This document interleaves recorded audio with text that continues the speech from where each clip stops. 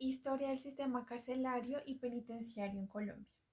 Bajo el gobierno de José Ignacio de Márquez, en 1837, se expidió el primer Código Penal en Colombia, donde se introducen por primera vez los principios rectores o dirigentes de la ciencia penal en nuestro país y se introduce la pena privativa de la libertad como sanción fundamental, que cumplió además dos funciones. La primera, colaborar con el proceso de formación Estado-Nación que se desarrollaba en ese momento de la historia, y la segunda, ser un elemento de disciplina. Las posteriores normas carcelarias revocaron esta legislación y se preocuparon por mantener en buenas condiciones a los presos. Por ejemplo, fueron cuidadosos con la selección del personal de vigilancia en las cárceles, que el sitio de alojamiento estuviera en buenas condiciones y buscaron que los presos ocuparan el tiempo en trabajos dentro de la cárcel para evitar la ociosidad. La legislación volvió a tomar fuerza con el general Reyes después de haber sido olvidada por las guerras civiles. Al firmar el decreto legislativo número 9, el 21 de enero de 1905, con el cual crearon las primeras colonias penales y militares, un sacerdote, un médico y dos profesores de escuela para cada establecimiento penal, o sea, en las cárceles. Bajo la presidencia de José Ignacio Concha se expidió la Ley 35 de 1914, Dirección General de Prisiones, que se encargaba de organizar el sistema carcelario, crear los reglamentos de las cárceles, inspeccionar y fiscalizar los establecimientos, llevar a cabo una estadística penal y decretar la construcción y mejoramiento de los edificios carcelarios. En el año 1938, los establecimientos de reclusión en Colombia tenían aproximadamente 8.686 internos. Esta población aumentaba anualmente aproximadamente en 1.000 internos. Para el año 1946, la población de internos disminuyó en 2.765 por causa del proceso de judicialización, pero en los siguientes años la cifra siguió aumentando debido al alto índice de violencia, hasta llegar a una cifra de 37.770 internos. Por este aumento se generaron las construcciones de reclusiones penitenciarias, o sea, las cárceles, como La Picota, Popayán, El Barne, la cárcel modelo de Bogotá, la distrital de Barranquilla, y la construcción de cárceles en ciudades como Bucaramanga, San Gil, Pamplona, Picaleña, Manizales, Tumaco, Montería, Cartagena, Santa Marta, Pasto, Duitama, Pereira y Cali. Para el año 1993, el Congreso expidió la Ley 65, la cual aún rige en el actual Código Penitenciario y Carcelario colombiano, que regula el cumplimiento de las medidas de aseguramiento, ejecutar las penas que privan de la libertad y las medidas de seguridad en las cárceles. En este código se citan además los principios y derechos de los cuales gozan todas aquellas personas que por distintas causas están privadas de la libertad, sin hacer distinción por clase, raza o sexo. Pues como asegura este código, se busca que se cumpla el respeto a la dignidad humana, la igualdad y la legalidad. Asimismo, prohíbe ejecutar penas como destierro, prisión perpetua y confiscación. Nadie será sometido a desaparición forzada, torturas o penas crueles, inhumanas o degradantes. En diciembre de 1997 se aprobó la Ley 415, Ley de Alternatividad Penal, que buscaba disminuir la crisis carcelaria, especialmente la superpoblación que se vivía en las cárceles para ese momento, a través de normas como libertad condicional, la cual quería lograr que se redujera el hacinamiento. Recibió varias críticas por permitir la libertad a personas que habían sido halladas culpables de crímenes graves y condenadas a sentencias definitivas. Pero la no resocialización se presenta como una violación a los derechos humanos, por lo que concierne un problema a nivel internacional. Por lo tanto, órganos internacionales como la Corte Interamericana de Derechos Humanos se había hecho presente. A mediados de 1997, el sistema carcelario en Colombia aglomeraba más de 40.000 internos y más o menos la mitad de ellos no tenía condena.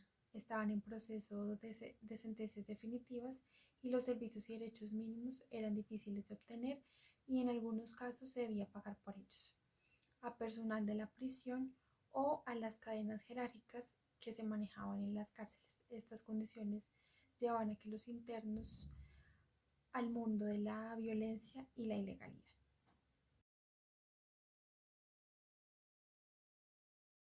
Bueno, a continuación hablaremos del sistema carcelario y penitenciario actual en Colombia.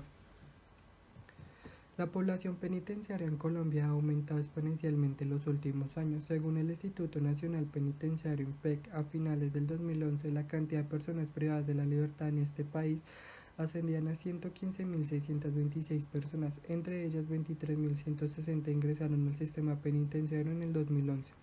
Entre esta población general, el 65,2% estaba condenada, el 34,8% aguardaba su sentencia en prisión. Durante el periodo comprendido en los años 1989 y 1999, la población carcelaria en Colombia aumentó más del 40%. Entre 1994 y 2008, este aumento fue del 129,48%.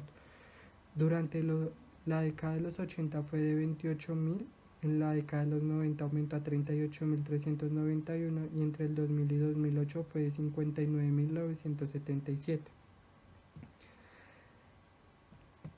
Datos que confirman la tendencia mencionada nos dice que la construcción de nuevos establecimientos penitenciarios no alcanza a resolver la situación de hacinamiento que se presenta, lo que contribuye a empeorar las pésimas condiciones institucionales de las cárceles del país.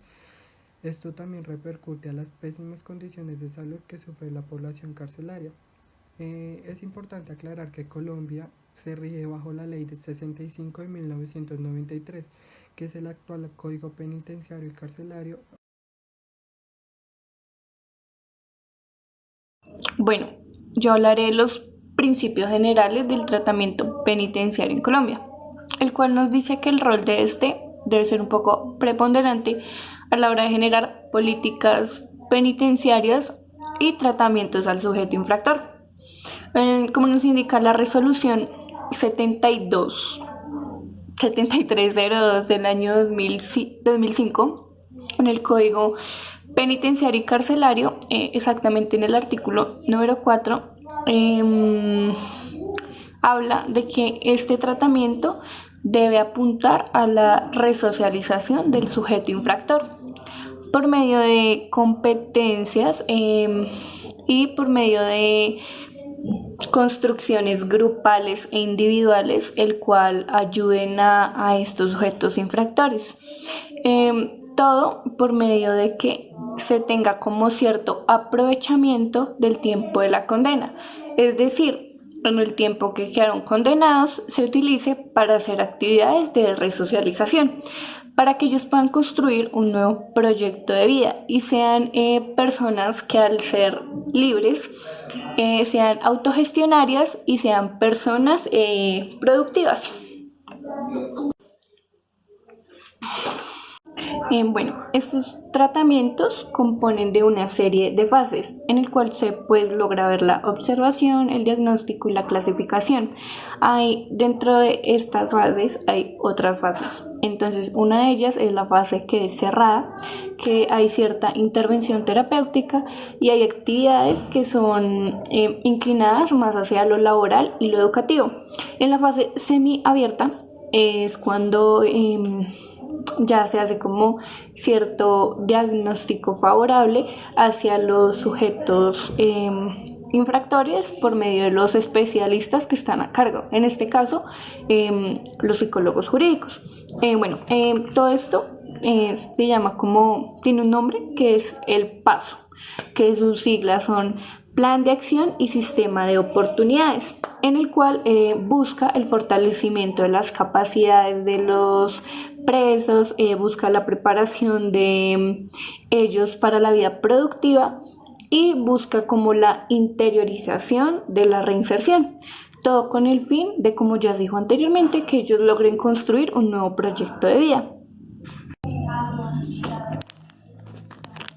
Bueno, en el 2011 el IMPEC sacó un libro llamado, un documento súper extenso, llamado Caracterización y Perfilación Criminológica y Penitenciaria de la Población Condenada y Privada de la Libertad en los establecimientos penitenciarios del IMPEC y propuesta para el direccionamiento del tratamiento penitenciario en Colombia, el cual busca básicamente como dar cierto argumento del por qué las personas que son privadas de la libertad pueden lograr la reinserción. Entonces, en este documento, básicamente un resumen muy sencillo es que toman diferentes perfiles de personas que han cometido crímenes, ya sea de narcotráfico, delitos sexuales, homicidios, estafas, diferentes crímenes, y toman sus diferentes datos.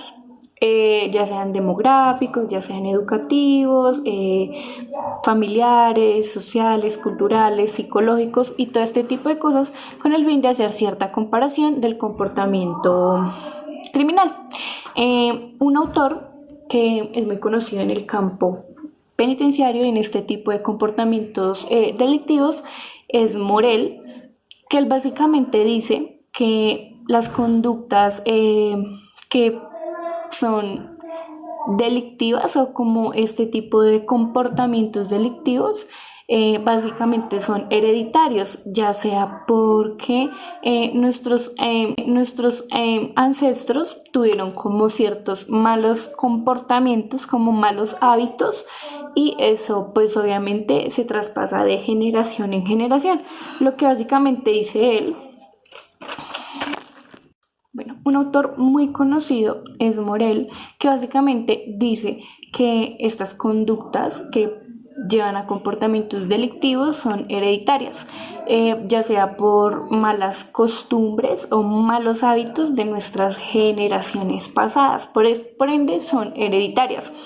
Hay otro tipo de en este documento de justificaciones, de teorías, el cual argumentan que los neurotransmisores tienen mucho que ver en este tipo de comportamientos, como lo es los bajos niveles de serotonina, que producen que actuemos de manera un poco impulsiva, y por eso se crean este tipo de conductas violentas y delictivas.